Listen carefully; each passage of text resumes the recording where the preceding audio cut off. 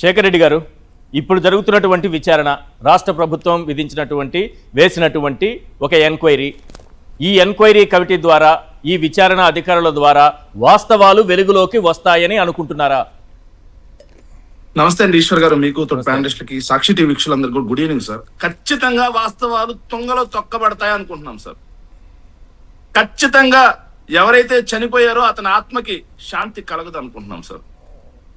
So ఎందుకంటే sir, వాస్తవంగా sir, స్వతంత్ర భారతదేశంలో ఎంతో మంది వ్యక్తులు వచ్చారు పోయారు సార్. ఎంతో మంది రాజకీయ నాయకులు పార్టీలు పెట్టారు, అధికారం అనుభవించారు. అధికారం అనుభవించిన తర్వాత కూడా భూస్థాపితం కూడా అయ్యాయి సార్. కానీ ఒక సగటు పౌరుడిగా చెప్తున్నాను సార్, వ్యక్తులు శాశ్వతం కాదు సార్, అధికారం శాశ్వతం కాదు, కానీ వ్యవస్థలు ప్రజాస్వామ్యం అనేవే ultimate things and supreme things sir. కానీ ఈరోజు ఆంధ్రప్రదేశ్ లో ఆ వ్యవస్థలు విచ్ఛిన్నమైపోతున్నాయి సార్. ప్రజాస్వామ్యం అనేది ప్రమాదంలో పడిపోయింది సార్. ఎందుకంటే సార్, 2024లో కూటమి ప్రభుత్వం అధికారంలోకి వచ్చిన తర్వాత భారత రాజ్యాంగాన్ని, అదేవిధంగా బిఎన్ఎస్ సెక్షన్లని పక్కన పెట్టి వాళ్ళ ఓన్ రెడ్ బుక్ రాజ్యాంగం ప్రకారం వ్యవస్థల్ని నిర్వీర్యం చేసి పడేశారు సార్. విధ్వంసం చేసి పడేశారు వ్యవస్థల్ని. ఎంతటి దుర్మార్గం అంటే, ఈ రోజు ఆంధ్రప్రదేశ్ లో పోలీసు వ్యవస్థ మీద ఒక్క వైఎస్ఆర్ కాంగ్రెస్ పార్టీ సానుభూతి పట్టికే కదా సార్, సామాన్య పౌరులకు కూడా ఈరోజు పోలీస్ వ్యవస్థ మీద విశ్వాసం సన్నగిల్లింది సార్. ఎందుకన్నామంటే సార్, సో వైఎస్ఆర్ కాంగ్రెస్ పార్టీ వాళ్ళని భయభ్రాంతులకు గురి చేయడానికి, కక్ష సాధించుకోవడానికి, వాళ్ళ అధికారంలోకి రాగానే మా మీద దాడులు జరుగుతున్నా పోలీస్ యంత్రాంగం చూస్తూ ఉంది. మమ్మల్ని అక్రమ కేసులు పెట్టి 3rd డిగ్రీలు ప్రయోగించి భయభ్రాంతులకు బాధపడేశారు. ఎందుకు బాధపడుతున్నారు, ఎందుకు భయపడుతున్నారు సార్? ధైర్యంగా ఉండండి. ధైర్యంగా కాదు సార్, బూడిద చేసేస్తున్నారు. మీ పార్టీకి సంబంధించిన నాయకులు ప్రాణాలతో బయటకు వచ్చారు, అలాగే మీ పార్టీకి సంబంధించిన కార్యకర్తలు ప్రాణాలతో బయటకు వచ్చారు. ఎవరు బూడిద కాలేదు నాకు తెలిసినంత వరకు. సంతోషించండి సార్. అక్కడికే వస్తున్నాను సార్. సో ఎంతటి దుర్మార్గం అంటే సార్, సో వైఎస్ఆర్ కాంగ్రెస్ పార్టీ వాళ్ళని నడి రోడ్డు మీద నరికేస్తూ ఉన్నా చూస్తూ ఉండిపోయారు సార్ పోలీస్ యంత్రాంగం. సో ఇది పూర్తిగా నారా లోకేష్ అనే ఒక వ్యక్తి యొక్క మూర్ఖత్వంతో, అధికార అహంకారంతో ఆ రెడ్ బుక్ అనే దాన్ని తీసుకొచ్చి ఆంధ్రప్రదేశ్ లో వ్యవస్థల్ని నిర్వీర్యం చేసి పడేసి జంగిల్ రాజుగా మారిపోయింది సార్. ఎంతటి దుర్మార్గం సార్, ఎంతటి దుర్మార్గం సార్. సార్ పోలీస్ వ్యవస్థ గురించి మనం మాట్లాడితే సార్, మనం చూసాం సార్, ఈ ప్రభుత్వం అధికారంలోకి వచ్చిన తర్వాత ఎన్ని అక్రమ కేసులు పెట్టారో మనం చూసాం. వైఎస్ఆర్ కాంగ్రెస్ పార్టీ వాళ్ళని ఎంత మందిని బాధపడేశారో మనం చూసాం. నాయకుల మీద జరిగినటువంటి దాడి చూసాం. ఆఖరికి సామాన్యులు సార్, సామాన్యులు నన్ను చెరపట్టారు అని చెప్పి ఒక మహిళ బయటకు వస్తే ఆవిడ్ని బాధపడేసినా సరే పోలీసులు పట్టించుకోరు. నన్ను చెరబెట్టారు అని చెప్పేసి ఒక అసలు విషయాలు బయటకు వస్తాయా సార్? ఖచ్చితంగా రావు సార్. ఎందుకంటే పోలీస్ యంత్రాంగం ఎలా ఉందనడానికి నేను ఒక 2 ఉదాహరణలు చూపించాలి సార్. దుర్మార్గమైన విషయం ఏంటంటే, ఇది 25/5 సార్, 25/5/2026 సార్, తెనాలిలో జరిగినటువంటి అంశం సార్. సో ఒక మహిళ దొంగతనం కేసులో దొంగతనం చేయకపోయినా సరే అక్రమ కేసు పెట్టి పిలిపించి దాడి చేశారు, దారుణంగా కొట్టారు. కొట్టి భయభ్రాంతులకు గురి చేసి నువ్వే దొంగతనం చేశావని ఒప్పించిన తర్వాత మళ్ళీ తర్వాత రోజు కూడా రమ్మంటే నన్ను ఎక్కడ కొడతారు అని చెప్పేసి కలుపు మంది దాగి చనిపోయింది సార్ ఈవిడ. ఇది ఆంధ్రజ్యోతి పేపర్లో వచ్చింది సార్. కలుపు మంది దాగి ఓ మహిళ చనిపోయింది సార్. మన ఆంధ్రప్రదేశ్ లో పోలీసు యంత్రాంగం ఎంత బాగా పనిచేస్తుంది. ఇది ఒకసారి చూడండి సార్. 18/6/2026 18/6/2026 ఆంధ్రప్రదేశ్ లో విజయనగరం జిల్లా సార్, అందరి వేళ్ళు పోలీసుల పైనే. దొంగతనం కేసు ఒప్పుకోవాలి అని చెప్పి తల్లి కొడుకుని ఇద్దరిని చితకబాస్తే తర్వాత రోజు కూడా మళ్ళీ రమ్మంటే నేను అది చేయలేనని చెప్పేసి రైల్వే ట్రాక్ మీద ఆత్మహత్య చేసుకోవడం కోసం తల్లి కొడుకు ఇద్దరు నిలబడి చివరి నిమిషంలో తల్లి పేరు కరిగిందంట సార్.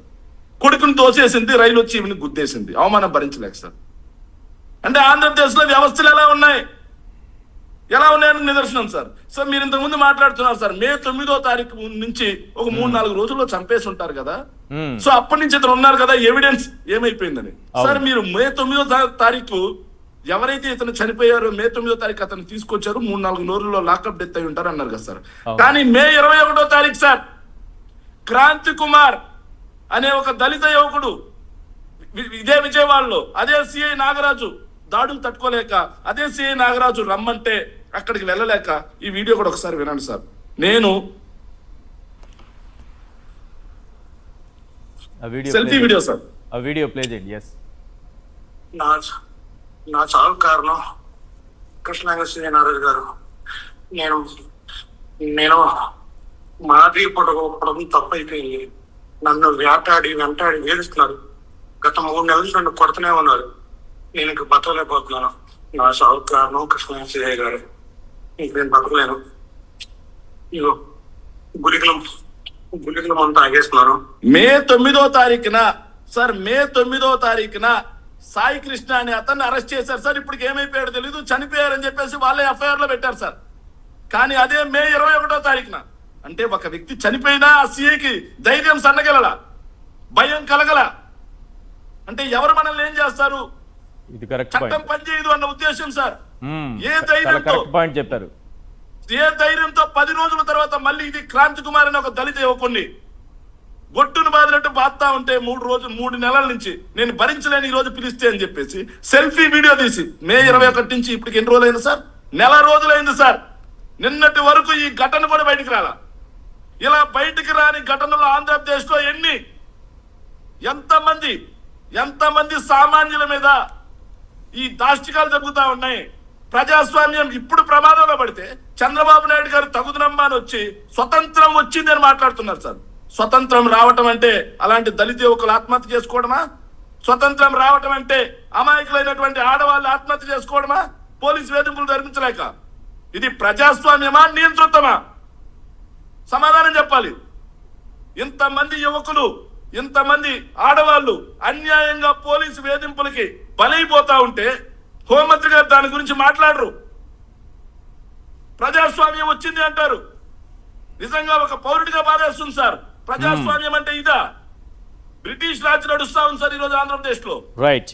వ్యవస్థలు మొత్తం కుళ్ళిపోయాయి. ఇలాంటి వ్యవస్థల్లో ఇలాంటి పోలీసులు ఉన్న చోట ఈ పోలీసులు విచారణ చేస్తే నిజాలు బయటకు వస్తాయా? మీరు చెప్పండి సార్, నిజాలు బయటకు వస్తాయి? ఈ పోలీసులు వాళ్ళు చేసిన తప్పుని నిష్పక్షపాతంగా బయటికి తీస్తారని సామాన్య ప్రజలకు కూడా ఈరోజు నమ్మకం లేదు. సిట్టింగ్ జడ్జి ఆధ్వర్యంలో కానీ సిబిఐ ఆధ్వర్యంలో కానీ విచారణ చేస్తే మాత్రమే అసలు నిజాలు బయటకు వస్తాయనేది వైఎస్ఆర్ కాంగ్రెస్ పార్టీ డిమాండ్ చేస్తున్నాం సార్. రైట్. రాజేశ్వర రెడ్డి గారు, సాధారణంగా ఇలాంటి కేసులు వినిపించినప్పుడు 3rd డిగ్రీ అనే మాట బాగా బలంగా వినిపిస్తుంది. 1st డిగ్రీలో నోటీసులు ఇస్తారు, 2nd డిగ్రీలో స్టేషన్కు పిలిపించి విచారిస్తారనేంత వరకు ఆ 2 డిగ్రీల గురించి తెలుసు. కానీ ఈ 3rd డిగ్రీ గురించి స్టేషన్ లోపల ఏం జరుగుతుందో సామాన్యుడికి తెలియదు. నిజానికి 3rd డిగ్రీ అంటే అంత పాశవికంగా, అంత ఘోరంగా, అంత క్రూరంగా, ఇంత రాక్షసంగా ప్రాణాలు తీసే స్థాయిలో ఉంటుందా? ఏంటిది? ఏం జరిగి ఉండొచ్చు అక్కడ? మీకున్న అనుభవంతో చెప్పండి. నమస్తే అండి. సాక్షి ప్రేక్షకులకు